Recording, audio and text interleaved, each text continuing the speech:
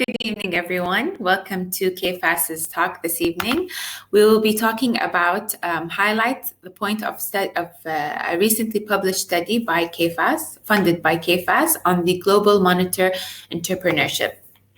Today, we will be having two speakers on our talk. First of all, we'll have Dr. Ionescu-Somers, who is the Executive Director of the Global Entrepreneurship Monitor and is a highly experienced academic researcher and an international prize-winning author of books, articles, case studies, and many more on entrepreneurship and innovation. Our second speaker is Dr. Hasan Ghura, who is a team leader of the Global Entrepreneurship Monitor in Kuwait. He previously used to teach in the Box Hill College of Kuwait and now is in the Kuwait College of Science and Technology. This evening's talk will take approximately 30 minutes, followed by a Q&A session. So if you have any questions, please put your questions on the right-hand side of your screen. You can see the chat box. If you could put your questions in there so we can just keep track and hopefully answer at the end of the presentation. I hope everyone enjoys this evening's talk. Dr. Eileen, the screen is yours.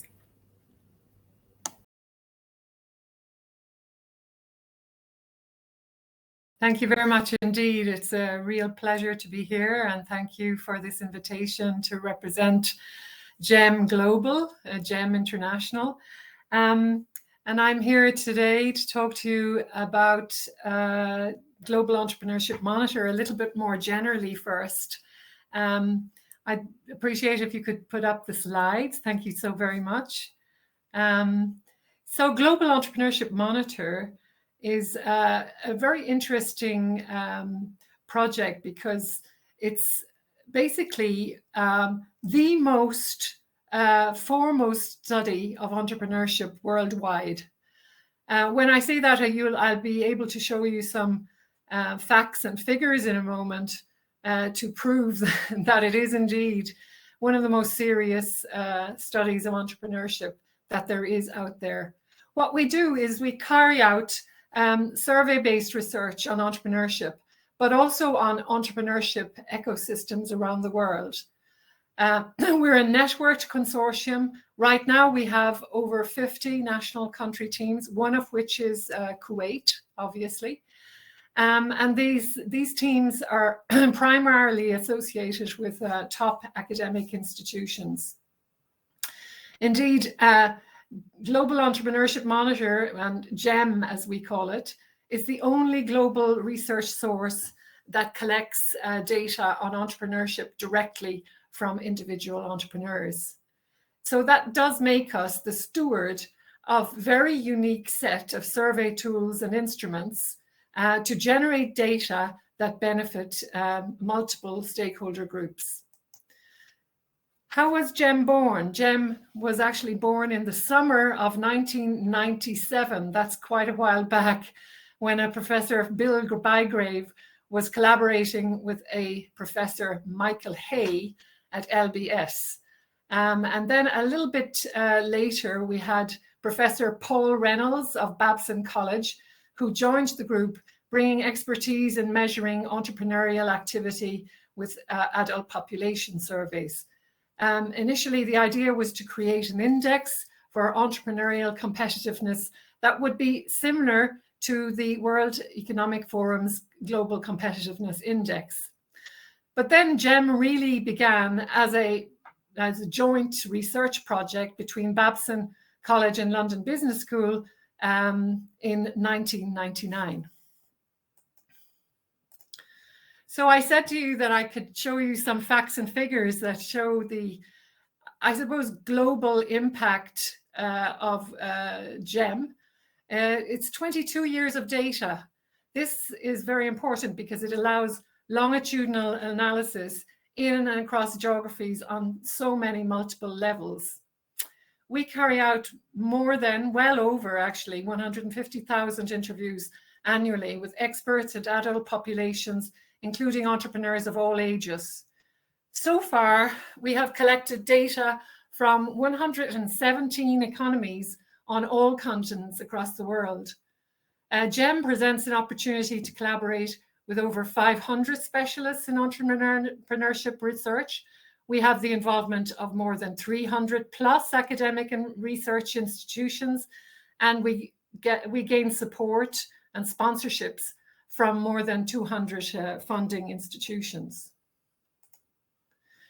So how does GEM work? I won't dwell too much on that, but just to say that each GEM national team, one of which is Kuwait, is led by a local university, academic institution, or other organization with vested interest and appropriate expertise in entrepreneurship. The team is headed by a dedicated team leader and becomes the official national GEM representative. It's solely responsible for collecting the GEM data annually in that country and produces a national report such as the one that is being launched today on the findings and acting as the point of contact for inquiries. And I represent the central GEM team, GEM-Global. We coordinate the national team activities and we deliver services to teams, including processing the data. The benefits of GEM are manifold. We actually deliver to a host of stakeholders. I think our primary stakeholder group, of course, are academics and policymakers. Academics because they apply unique methodological approaches to studying entrepreneurship at the national level. And this really does allow academics to publish in high-level A journals and produce excellent teaching content. On the other hand, the policymakers that are mostly our sponsor group, they can make better informed decisions to help entrepreneurs and entrepreneurial ecosystems thrive in a conducive business context. So we also have something to offer to entrepreneurs, obviously, because entrepreneurs, by looking at our results, our research, our reports, they can learn where to invest their scarce resources and how to influence key stakeholders for the kind of support they most need. Different kinds of sponsors are interested in GEM. Why? Because they advance their own organizational strategic interests and gain a higher profile by partnering with GEM. And this can often be around a thematic area, such as, for example, women's entrepreneurship. And international organizations. We've worked with a plethora of these organizations, such as OECD, World Bank, the World Economic Forum, of course, UNCTAD, and many other organizations. They leverage insights from our research, from our data, and they incorporate or integrate our indicators to their own data sets or use GEM data as a benchmark for their own studies. So the research instruments, I won't dwell too much on that because I think the next presentation probably explains this very, very well. But we have two surveys with distinct yet complementary purposes. The Adult Population Survey, we call it the APS, and the National Expert Survey. The APS explores the role of the individual in the life cycle of the entrepreneurial process. It's administered to a minimum of 2,000 adults in each economy, and there's careful monitoring so that the sample in each case is nationally representative. On the other hand, then NES assesses the framework conditions of entrepreneurship. We have identified 12 essential factors that have a significant impact on entrepreneurship. The NES is administered to a minimum of 36 carefully chosen experts who are asked to respond to a series of statements.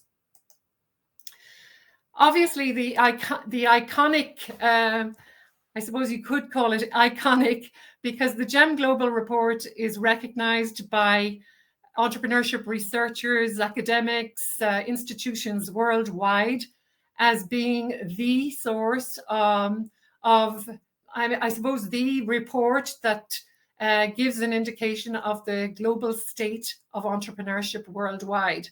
Here on the screen, you see an example of the last two reports. We currently are working on producing the 2021-22 report, which, as you can imagine, is going to be a very interesting report given the times of crisis that we have just undergone in the world. So we are looking very much forward to having a lot to say about entrepreneurship during the COVID-19 crisis. We also produce GEM special topic reports. Here in the middle, you see that in the first 6 months of the crisis, we produced diagnosing COVID-19 impacts on entrepreneurship. It really was a very early stage study to see how policymakers were reacting to the crisis and what the impact was on entrepreneurship.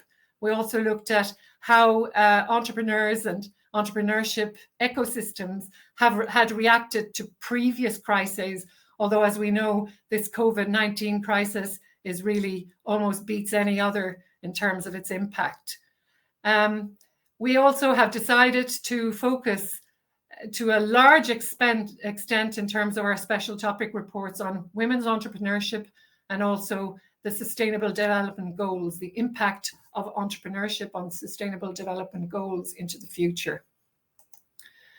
And then, of course, we come to the national reports, one of which is being launched today, and I'd like to congratulate the team for the enormous effort that it always takes to actually put a national report together.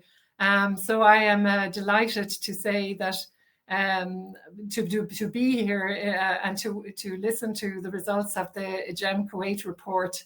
I think that's all I have to really say. One thing I would like to just add is that one of the things that we do is we have a tool to assess city and regional readiness for entrepreneurship. This is separate to the actual core GEM research that I've been talking about so far.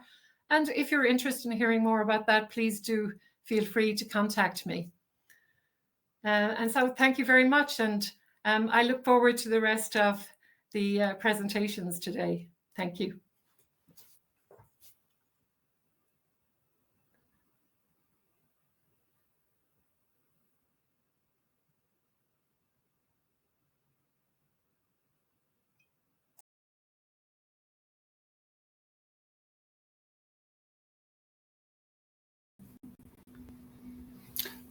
Hello, everyone. It's a pleasure to be here. My name is Hasan Ghura. I am the team leader of GEM National Kuwait Report. Would you please share the slides with us, please? Yes, thank you very much. So, as you know, this is the first Global Entrepreneurship Monitor for Kuwait. As Dr. Eileen mentioned, the main principle of the Global Entrepreneurship Monitor is based on the idea that what you can't measure it, you can't manage it.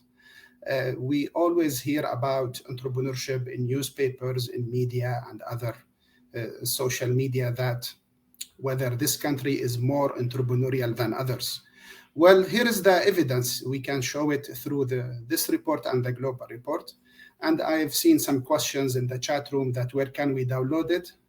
Thank you, Alicia. She shared with us the official website where you can download the global report and the other national reports for Kuwait and other economies. I assume that we have some international audience here, so I would like to give you an introduction about Kuwait. Kuwait has an ambitious goal to become a financial and trade hub regionally and internationally. Therefore, they have initiated the vision of 2035, which aims to encourage entrepreneurial activity as a key driver to economic diversification, innovation, and sustainable economic growth. In support of this transformation to the knowledge economy, we are proud to present the first report. This study comes at a critical time where Kuwait faces unprecedented challenges of a global pandemic compounded by unstable oil price, because basically Kuwait's economy depends heavily on oil revenues. Therefore, the GEM report, or the GEM national report, measures the entrepreneurial activity in Kuwait across several dimensions. The study provides insights into the perceptions, attitudes, and activities of Kuwait's entrepreneurs. Also, this report is highly valuable in assessing entrepreneurship ecosystem in Kuwait, outlines strengths and areas of improvement for entrepreneurial development across the country. The report also examines the level of entrepreneurial activity compared to other economies globally and regionally. Before we move on, I would like to take this opportunity to congratulate the GEM national team for this rich report. Well done. This was a really challenging year to all of us, especially during the pandemic. Also, we would like to thank everyone involved in this collective effort, with particular appreciation to our sponsor, KFAS. They were quite helpful, and they were very understandable regarding the challenges we faced during the pandemic. Also, special thanks to Dr. Eileen and the GEM-Global team for their continuous support. We hope that the findings of this report will serve as a foundation for further discussion and research among scholars and policymakers in Kuwait. Because if we are going to just publish a report and put it in the drawer, in this case, we will not benefit from it. I hope this report has an impact on that would help scholars and policymakers to offer evidence policies to encourage entrepreneurial activity in Kuwait. So moving on with the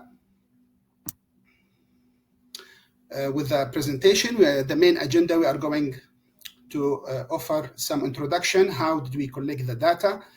Dr. Eileen has mentioned a couple of the methodologies that we have used. Also, we are going to offer some highlights about Kuwait's entrepreneurial profile and Kuwait environment for entrepreneurship. We'll offer a snapshot about Kuwait environment, and we will make some more time for some Q and answers questions. So talking about the introduction here, this report draws on extensive market research, including collecting high-quality data gathered from 2,092 interviews with residents of Kuwait, including Kuwaiti and expatriates between the ages of 18 and 64 years across all nationalities and genders.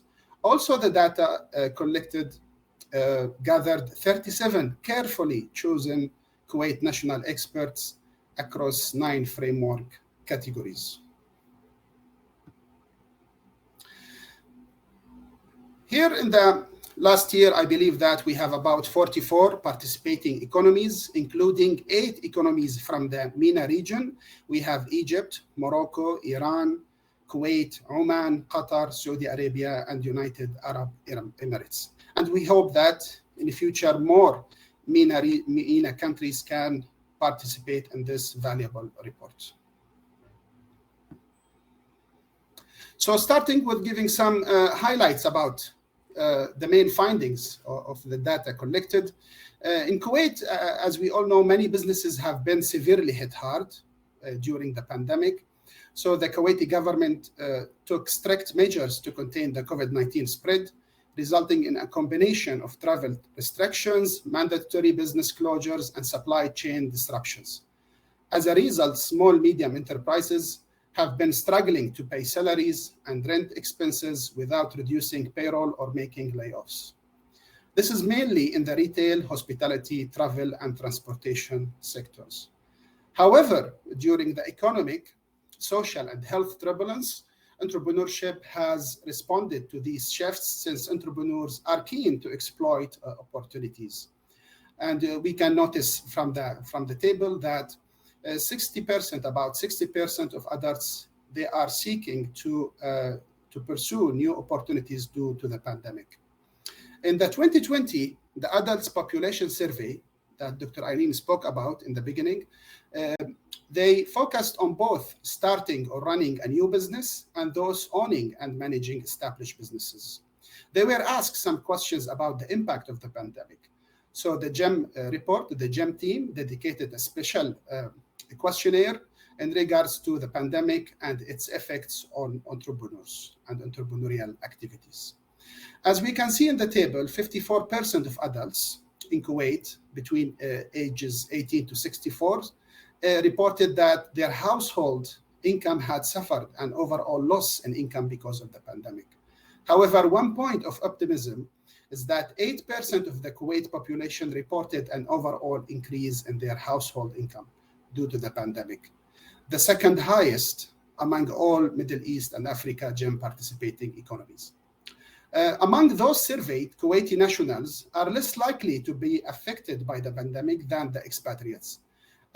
Probably the previous result is because most Kuwaiti workers are work in the public sector.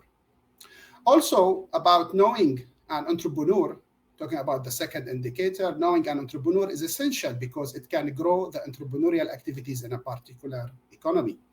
Usually, successful entrepreneurs can serve as role models in their societies and advise or act as different stakeholders, such as investors, co-founders, suppliers, customers, or other entrepreneurs. Therefore, the tendency of knowing an entrepreneur depends on the local level of the entrepreneurial activity and the value associated with entrepreneurship in those societies. So the results show that about 30% of adults in Kuwait know someone who has started a business because of the pandemic. By contrast, we can see that over half of the adults know someone who had stopped a business as a result of the pandemic.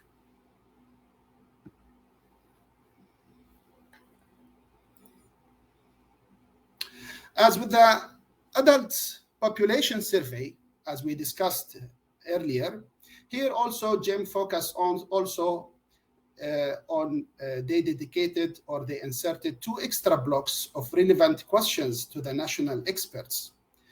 These blocks of questions are designed to highlight 2 key areas. First, the response of entrepreneurs to the effects of the pandemic, and the second block was in relation to the response of governments to the consequences of COVID-19.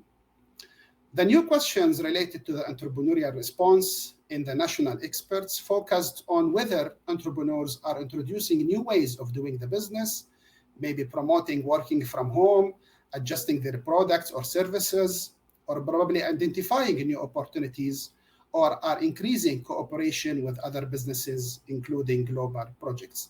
So it measures basically how much entrepreneurs were flexible or lenient to and adapt to the new pandemic situation.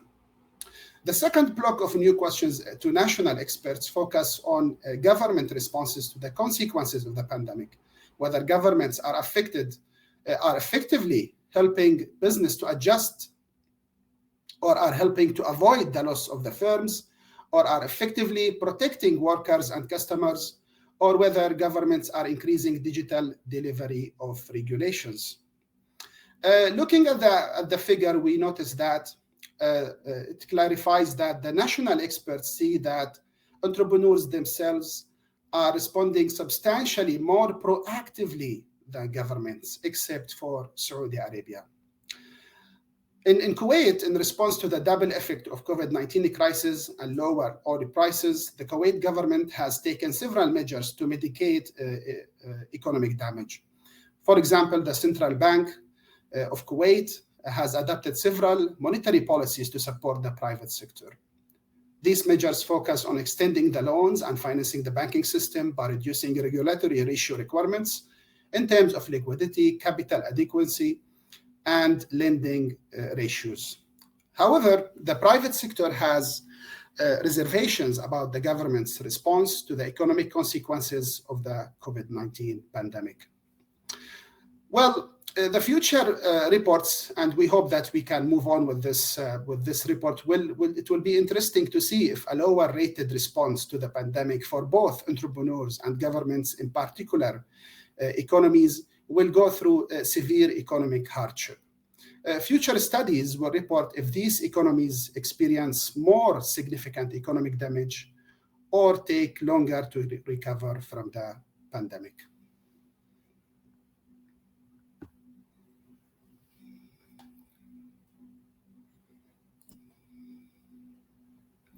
Another results that measures the attitudes and the perceptions of entrepreneurs. The results in Kuwait, for Kuwait in 2020 show that a large proportion of adult population know entrepreneurs, which we call it individual affiliations, and have positive self-perceptions about entrepreneurship. Over half of those surveyed in the adults population survey report that they have known an entrepreneur personally. This percentage indicates substantial feasibility and close affiliations with entrepreneurs who may act as role models and mentors, as well as play various stakeholder roles such as partners or investors. These strong connections with entrepreneurs might also help explain why we have more than 60% of Kuwait's adults believe that they have capabilities or skills to start a business. The ability to recognize opportunities is also essential characteristic of a successful entrepreneur.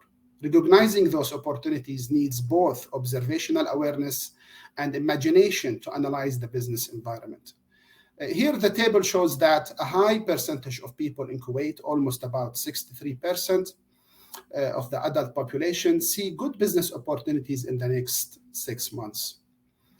Similarly, the adults population asked respondents whether they agree with the statement, in Kuwait, it is easy to start a business.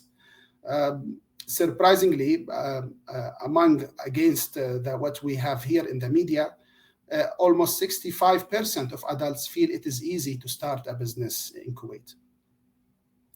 In addition, the adults population survey asks respondents whether they agree that they would not start a business for fear it might fail. The results show that around half of those surveyed fear failure when considering starting a business.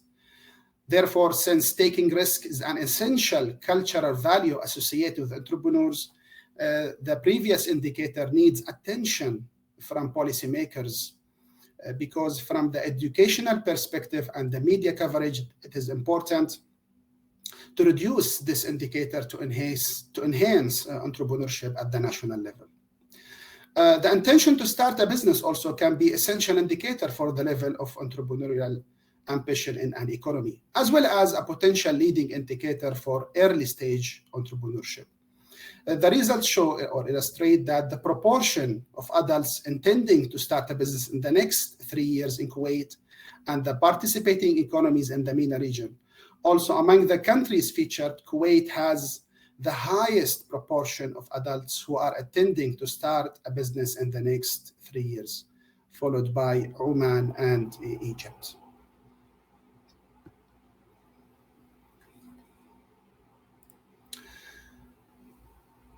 Also, regarding the entrepreneurship impact, because as we know, here we have different activities in relation to entrepreneurship. We also have to what extent entrepreneurship would impact employment or impact exporting and other indicators. Here we can see that prospective hiring can indicate the ambition of entrepreneurs and their potential contribution to jobs in an economy. Therefore, GEM measures job creation forecast by asking early stage entrepreneurs and established business owners how many staff members they currently employ and how many they expect to employ over the next 5 years. The difference between the current and expected employees indicate growth expectations. The table shows that there is a strong expected hiring rate among adults in Kuwait. About 90.5% expect to hire 6 or more employees within 5 years. The aspiration of entrepreneurs to export outside their home country is another crucial measure of potential economic growth. The GEM measure of high export orientation is those who anticipate 25% or more of their revenue coming from outside their home country. So export-oriented entrepreneurs may benefit from expanding the business size and being less dependent on local trading conditions. However, the potential for international trade is also determined by the environment, trade policies, the relative size of the market, cultural connections, and export infrastructure. As shown in the table in Kuwait, it shows that 2.3% of those starting or running a new business anticipate a quarter or more of their revenue from exporting. This percentage is considered is low, and it also probably it needs attention to have more facilities or conducive environment to export more products and services. Also, some of the fastest growing new businesses are likely to offer products or services that are new to their customers.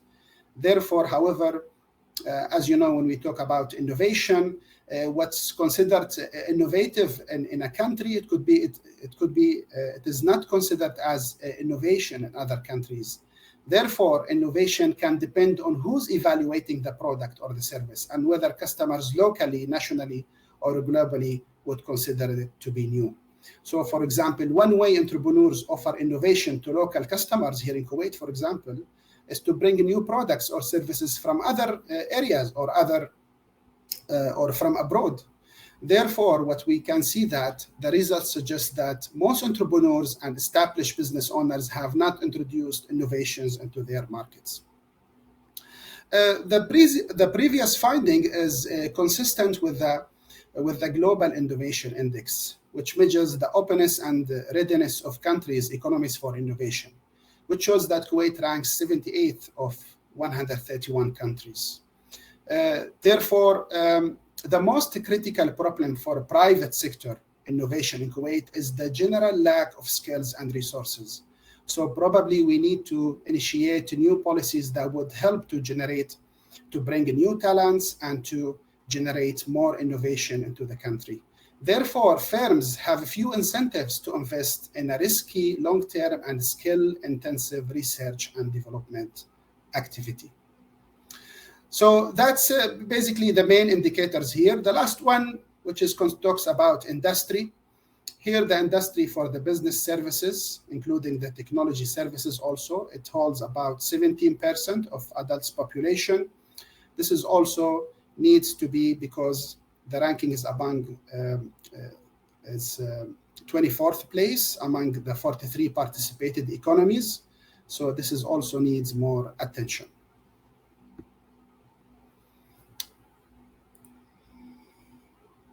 Talking about the motivation of entrepreneurs is also important because entrepreneurs have various motivations to start a business, such as make a difference in the world, make a great wealth or high income, continue a family tradition, or even start a new business.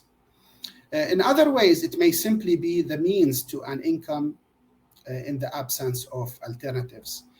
Before, GEM used to have two motivations, whether what's called opportunity-based entrepreneurship or locally based entrepreneurship.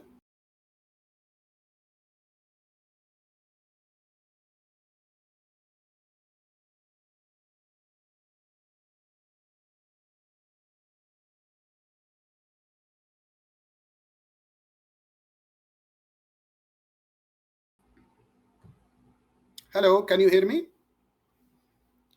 I hope that someone can respond in the chat room probably, because I've seen there is. Okay, thank you. Okay, thanks. So talking about GEM, before they used to measure the motivation of entrepreneurs based on opportunity or based on necessity. Now, in 2019, they introduced new questions about motivation, which is also repeated in 2020 as well. These questions ask those who are starting or running a new business whether they agree with the following statements about their motivations. So do you start your business to make a difference in the world, or to build a great wealth or high income, or to continue a family tradition, or to earn a living because jobs are scarce? Generally speaking, research shows that entrepreneurs who are motivated by opportunity to make a difference in the world or build great wealth, they contribute more to the economic growth through employment and through fast-growing startups. While necessity entrepreneurs or driven entrepreneurs to earn a living because jobs are scarce, they don't have a high-speed growing startups or businesses. In Kuwait, for those in the early business stage, the most prevalent motivation for starting a business is to build great wealth.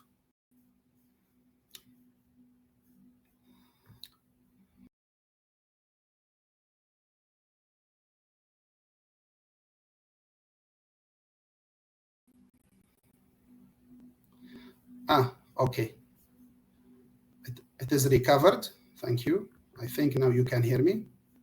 So for those, we have a few slides to complete, hopefully.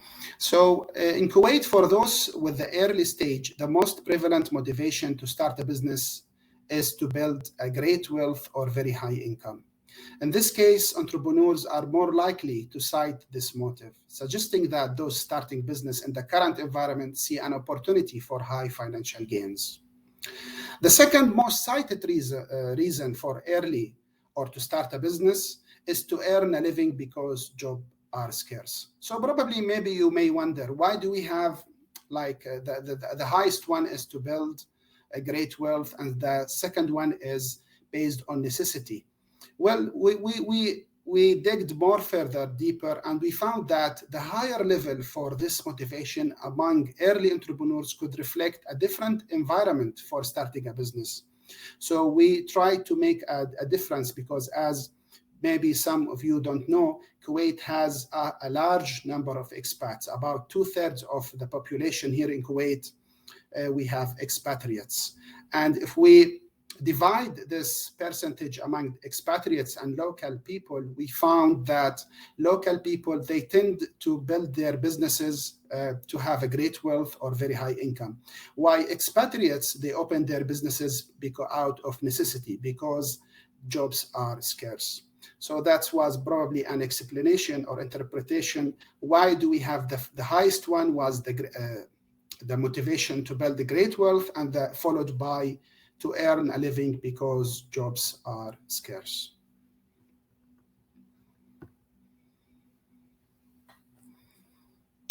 All right. So talking about the activity, here we notice that this is important. What's called TEA is, we call it total early stage entrepreneurial activity.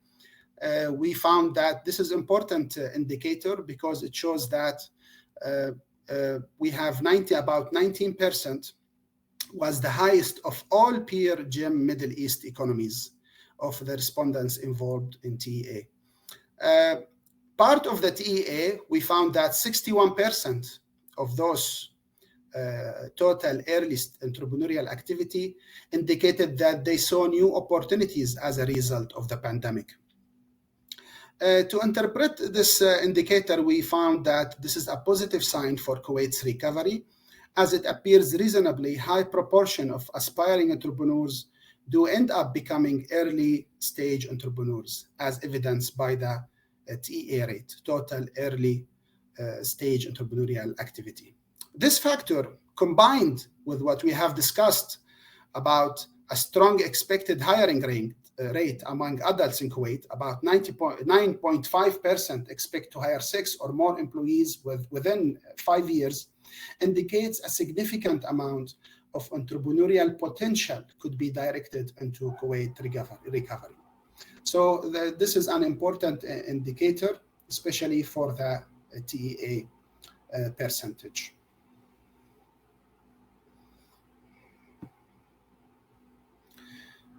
And this figure shows, as discussed earlier, that Kuwait has the highest rate among all MENA region countries.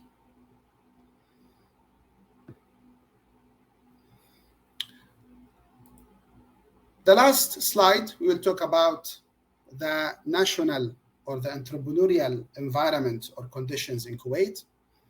The nature of this measure, because we don't have an objective evaluation available to measure the quality or the effectiveness of the environment for entrepreneurship in a particular economy. Therefore, GEM established an assessment method to seek multiple expert views, which can then be pooled. And the GEM National Expert Survey comprises a sample of at least 36 carefully selected national experts for each economy. Here in Kuwait, we have selected 37 experts who can give us an assessment about the environment, entrepreneurial environment in Kuwait. We can notice that here we have different indicators, include 12 indicators, including the entrepreneurial finance, government policies, support and relevance, government policies, taxes and bureaucracy, government programs, and other indicators. Here we are trying to show a comparison between Kuwait and other MENA region, MENA economies. We notice that Kuwait, they have similar rating in terms of cultural and social norm, physical infrastructure and services.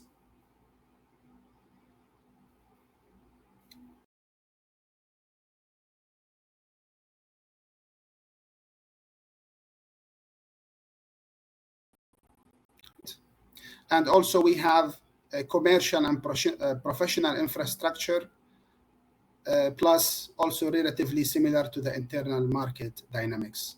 However, also Kuwait, based on the expert assessment, we have noticed that there are some areas that need significant improvements, such as government policies and support, government programs to support entrepreneurial education and school entrepreneurial education and training, and post-school entrepreneurial education and training. So we can tell from, based on the previous discussion, it is evident from the expert assessment that Kuwait still has a challenging plan to build or to improve the business environment, which probably inhibits many new startups and international business from investing in Kuwait. Therefore, policy reforms are needed to improve Kuwait's entrepreneurial environment. These reforms should be against the private sector rent-seeking structures, which hinder implementing the declared strategies of Kuwait Vision 2035. To conclude, we can vision of 2035 to become a financial and trade hub regionally and internationally by attracting foreign direct investment, advancing national human capital, and rebalancing their labor market towards the private sector. While Kuwait has promising diversification opportunities, its ability to achieve sustainable and inclusive growth will depend on supporting the private sector and entrepreneurship. This requires deep-rooted structural adjustments across the political economy, leading to the transfer of the private sector from unproductive rent-seeking activities to productive entrepreneurship activities, which contribute to economic growth, diversification, and job creation. In support of this transformation to the knowledge economy, here we provided a glimpse or a snapshot about some indicators that would help policymakers and academics to further research about these aspects of entrepreneurship. Thank you very much for your attention. I hope I didn't have a longer presentation, and we are open to Q&A session. Thank you.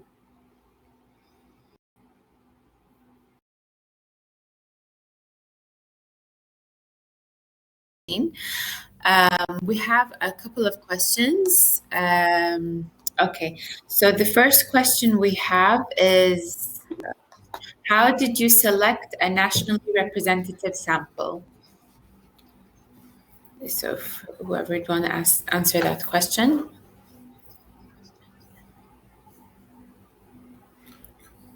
Dr. Eileen or Yes, I think the best thing is that Dr. Hasan actually answers that question based on the Kuwait sample. Go ahead. But I think in the chat, actually, Alicia Koduras, who is one of our data managers, has partially answered the question also.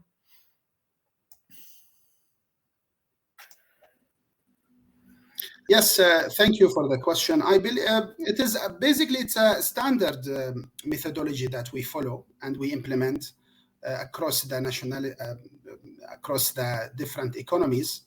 Here, usually we use an agent who can help us to have a random mobile phone calls to the whole population, and we make sure that we target different areas so it can be distributed evenly across the different areas and across the different genders and ages.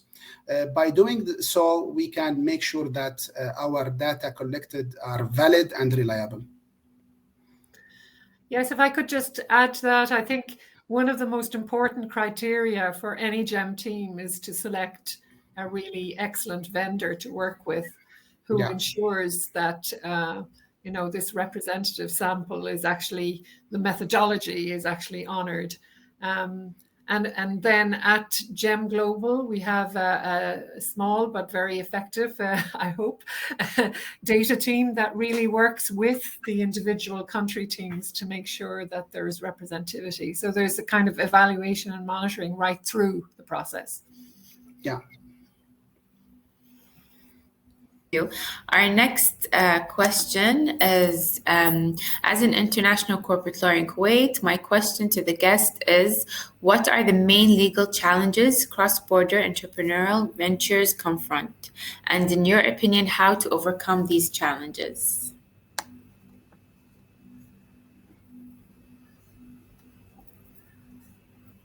Dr. Hasan, you wish to comment on that? Or... I think the network is a bit...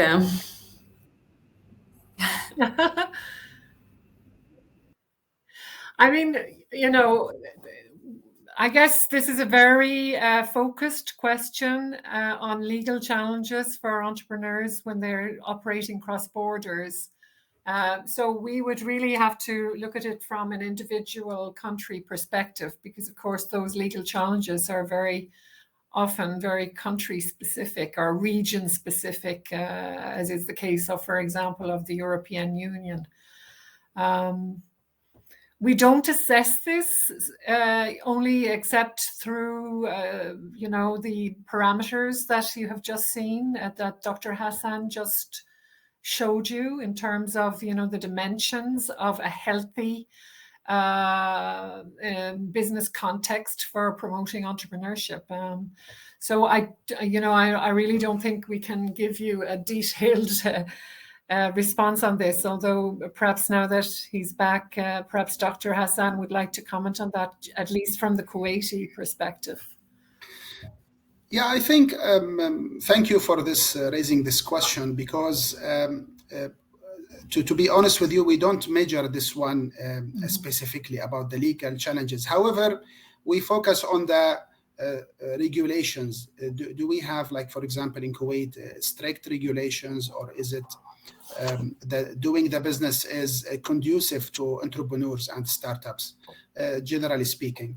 I think it's better to consult with since you are a lawyer in Kuwait, I think it's better to consult with people who are concerned about the legal challenges in regards to cross-border entrepreneurial ventures. Yeah. I think we have another question. Let me just put it up on the screen so that you can see it. Is it possible to include a few measures or questions to examine the effect of COVID-19 or pandemic in general on the entrepreneurial activity? I have seen the previous questions used in GEM, but did not find questions that measure such influence.